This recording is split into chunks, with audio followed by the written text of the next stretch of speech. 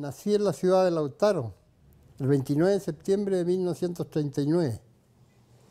Se habían radicado mucho antes, digamos, a principios del siglo, mis abuelos que habían llegado de España, jóvenes. Y ahí parten, digamos, siempre trabajando en la tierra, en la agricultura, ganado. Y esto termina más o menos con la crisis del año 29-30, en que mis abuelos pierden gran parte de los bienes que tenían. Entonces la familia, digamos, se disuelve, un hermano para allá, otro para acá. Y mi padre, digamos, se va cerca del volcán Yaima, por ahí, por la zona de Vilcún, al interior de Vilcún, y arrienda un pedazo de terreno para seguir trabajando, digamos, en ganadería y, digamos, todo lo que es agricultura. Eso se desarrolla. Yo estuve hasta los 5 años, más o menos, en esa localidad, se llamaba Las Trincheras. Ahí vivimos, como digo, hasta el 1944, fue el traslado, digamos, hacia esta ciudad, Mafil. Aquí está la casa en toda su plenitud, exactamente igual que hace 66 años. A esta casa llegué yo cuando tenía 5 años de edad. Llegamos con mi padre, mi madre, unos tíos y mis hermanos, 3 hermanos. Y la casa absolutamente no ha cambiado en nada. El que ha cambiado soy yo, que estoy más viejo. Pero la casa está exactamente igual, igual la fachada. Nunca fue pintada, gracias a Dios, por eso que se ha conservado exactamente igual. Esta es la casa. Después mi padre, de vivir años allí, se hizo la casa que está al frente, que es más o menos imponente para esos años, digamos. La gente comentaba que se está haciendo poco menos que un castillo para Mafil. Y era la única casa que había tenido en su vida y él se dio el lujo de hacérsela. Tenía madera y dinero, seguramente habría ganado, y se hizo esa casa. La que hoy día está en poder de unos sobrinos. Digamos, mi padre, al tener problemas con el arrendamiento, el señor que era dueño del campo que arrendaba era italiano. Y debido a que Alemania e Italia eran aliados y Chile, o sea, pertenecían al eje, digamos, que se llamaba Alemania e Italia, Chile estaba con los aliados. Entonces tuvieron problemas, él tuvo que transferir tierra y debido a eso él trató de buscar hacia el sur y formó una sociedad con un hermano, Elicio García, y con un primo de él que era Gustavo Esteves. Y se vinieron hacia Mafil, digamos, para ubicarse y comprar el Fundo Rivadavia, que digamos hasta hoy día figura con el mismo nombre y que hoy día ya pertenece, digamos, a la Forestal Arauco.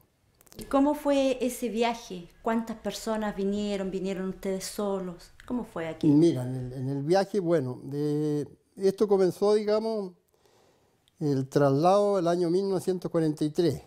Y esto perduraría hasta 1944, que fue el año definitivo que nos trasladamos. Pero hay un hecho bien interesante y que, bueno, habla bien de mi padre porque él, digamos, trabajaba como empresario en ese fondo que arrendaba. Y existían muchas familias que trabajaban con él. Entonces, al tener que entregar el arriendo, él se despidió de ellos prácticamente y, digamos, les dijo que no podía traerlos porque costaba mucho el viaje. ¿Cómo los traía? Digamos, había muy mala movilización en esos años. Existía solo el tren. El camino era súper malo, no existían puentes. Y la gente no quiso y lo siguió, se vinieron con él. Bueno, y ahí tus antepasados también hicieron ese viaje porque tú perteneces, digamos, a esa generación que vino de la 9ª región hacia Mafil. Y bueno, ellos se instalaron como pudieron. La verdad, las cosas que aquí no había nada, no habían casas donde vivir, no había nada. Pero ellos aceptaron venirse y se instalaron, digamos, en casas muy, digamos, rústicas. Y empezó el trabajo y ahí se quedaron. Y hasta los días de hoy que Mafil está poblado por diversas familias que vinieron, digamos, de la Araucanía. Bueno, tú sabes, Rivadavia era un campo maderero, se cerreaba. Y a razón también, un poco por el asunto de la guerra, era necesaria la madera porque Europa después de la guerra había que reconstruirla, se quedó totalmente destruida. Entonces la madera era como un bien, digamos, muy apreciable, muy vendible. Entonces debido a eso, digamos, eligieron la madera. Y así fue como se produjo por largos años madera, que yo creo que llegó a Europa, Santiago, me acuerdo, entre otros pedidos. La mayoría de las familias que vino, digamos, para nosotros llegamos en ferrocarril, eso me recuerdo perfectamente bien, como si fuera hoy día, el día que llegamos en ferrocarril a la estación de Mafil. Nos bajamos y vimos el pueblo, qué sé yo. Bueno, como era un pueblo chico, la gente salía a mirar quién llegaba y quién no llegaba. Entonces eso me recuerdo perfectamente bien, que la gente nos miraba como si hubiese llegado un verdadero circo, porque estaban curiosos por ver quién llegaba. Digamos, las demás familias llegaron, digamos, realmente en un viaje con arreo de animales, en carreta, y otros en ferrocarril también. Pero la verdad la cosa es que era semejante a, podríamos representar una película del oeste americano, porque era realmente durmiendo a la intemperie, viajando con caballos, con su ganado, y hasta que llegaron a Mafil. Mira, Mafil siempre ha estado como hasta los días de hoy, dividido, digamos, en Mafil Centro, que se llama siempre, y arriba que era Carbonera, la antigua Carbonera, que tú sabes, llegaba el tren de Trocha Angosta, digamos, a dejar carbón para embarcarlo en el ferrocarril central. Y siempre se distinguió en esas dos partes hasta los días de hoy. Ahora Carboneras había sido un centro más digamos, comunicativo, porque los mineros bajaban a Carboneras. En Carbonera habían grandes restaurantes, habían bares, habían cosas que atendían a los mineros. Pero eso como ya fue calmando, se acabó, digamos, la mina de carbón, se acabó la planta, digamos, que daba energía al día, porque era alimentada por carbón. Entonces después ya vino una tranquilidad en Mafil. Ya Mafil pasó a ser un pueblo demasiado tranquilo, demasiado, digamos, con una tranquilidad que no era muy buena, porque no había fuentes de trabajo, no había nada, por lo que me cuentan a mí los más antiguos. Y digamos, con esta incursión de los madereros que llegaron, porque llegaron varias familias, no solo llegamos nosotros, llegaron también en ese mismo tiempo los taladrí, con los Águila, con Entre Ríos, empezaron a producir madera, y varias otras firmas, digamos, que producían madera, y se llenó, digamos, el recinto de estación de ferrocarriles de madera, digamos, que iba todo, digamos, a distintos puntos, incluso para exportaciones. Como Europa tenía que reconstruirse, compraban madera a destajo, porque Europa no era capaz, digamos, de reconstruirse sin que América le enviara maderas para reconstruirse. Entonces fueron años realmente como que resurgió Mafil, digamos, con el asunto de la madera. Eso es lo que te puedo decir. Y como con referente a la madera, ¿qué herramientas usaban, por ejemplo, en ese tiempo como para echar abajo toda esa montaña? Todo era rústico. El hacha, digamos, y la famosa corvina manual.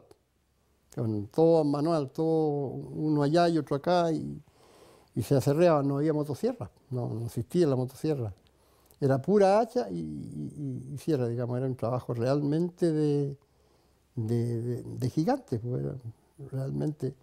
Anécdota, por ejemplo, los madereros siempre que botaban un árbol, un pellín, no sé, un laurel o algo así, se cuenta que muchas veces al botar el árbol da un jugo en el tronco, y el maderero, digamos, te incorporaba y chupaba ese jugo, y decía que eso le daba fortaleza y le daba mucho más vida. Son cosas que cuentan, digamos. La madera dio mucho trabajo.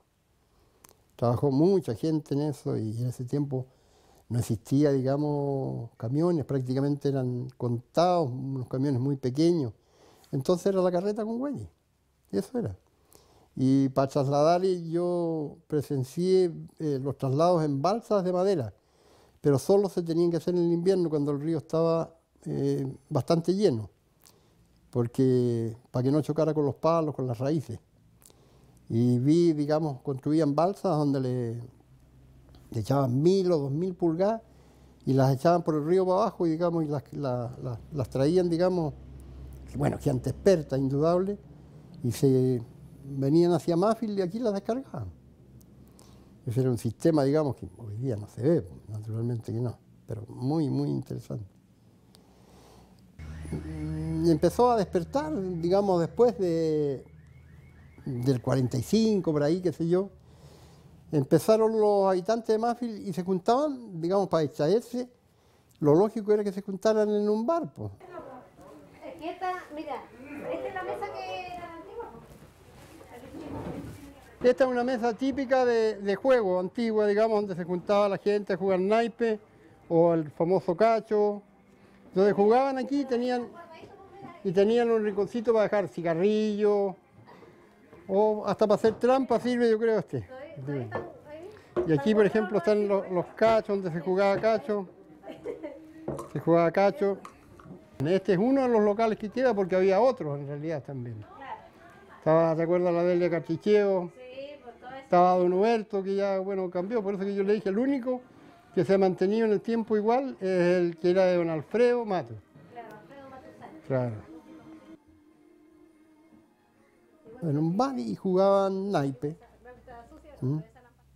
Escoba, brisca, jugaban al cacho, bebían su traguito o comían algo. Pero en esas juntas de amigos empezaron, digamos, a gestar, digamos, de que Mafil estaba muy quedado, que no había progreso, no había nada. Entonces, esa agrupación de gente empezó a juntarse y formaron lo que se llamó el Comité de Adelanto Local. En este sector quedó ubicado, digamos, el Comité de Adelanto Local. Aquí se hizo el local, este terreno era del Comité de Adelanto Local. ¿Y ese Comité de Adelanto hasta qué año funcionó o desde qué año? Hasta que fue comuna. Cuando ya fue comuna, Mafil ya se dejó estar y hasta el año 65 más o menos. Por ahí empezó a pagarse y ya no funcionó porque no venían los comensales. Entonces dijeron, no hay necesidad, ya está la comuna. Está hecha la comuna y se quitó. Pero sí fue, digamos, la base de todo. Pero también, digamos, fui integrante de ese comité de adelanto local que fue el verdadero gestor de la comuna. Ese fue el que, digamos, llegó a la formación cuerpo bombero, distintas, digamos, y construyó un local que era muy importante porque había un local donde juntarse, donde se hacían las grandes fiestas, los bailes famosos de esa época, qué sé yo, y también se hacían las reuniones. Incluso hubo, digamos, teatro en ese local, hubo distintas cosas y había un poco más donde entretenerse. Pero de lo que es la formación de los bomberos fue la que más, digamos, impresionaba, porque nosotros nacimos como cuerpo bombero, digamos, sin mucho alcance, sin tener un carro de bomberos, sin tener nada, y apagábamos incendios con balde. Era una especie, digamos, que no sé cómo los apagábamos en realidad, porque hacíamos cadenas humanas y llevábamos agua de los pozos o de los esteros o de donde fuera. Y fue, digamos, cosas impresionantes, incendios impresionantes, y logramos, digamos, apaciguarlos y hacer cosas, digamos, muy, muy bonitas.